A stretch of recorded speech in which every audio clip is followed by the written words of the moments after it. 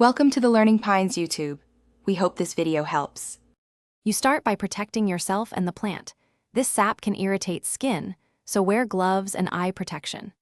Once ready, clear debris and expose the crown so you can see pup attachment points. Make a shallow cut through the soil around the pup to reveal its base, then use a sharp knife to sever any connective tissue to the main crown.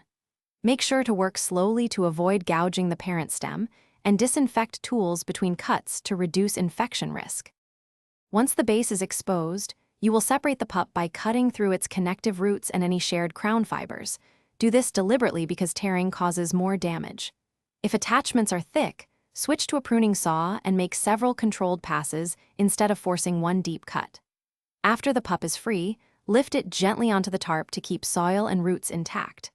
Make sure to check for hidden root strands and cut them rather than yanking, which protects both plants. You finish by trimming any ragged or damaged roots and allowing the cut surfaces to callus for 3 to 7 days in a shaded, ventilated spot. This reduces rot risk. Once calloused, dust the wounds with fungicide or horticultural charcoal and pot the pup in a very well-draining mix. When planting, make sure to water sparingly for the first 2 weeks so roots settle without sitting wet, and then gradually increase light and water. If a pup wilts, check for root rot and gently re-dry before replanting. Thanks for watching. Consider subscribing if we helped you.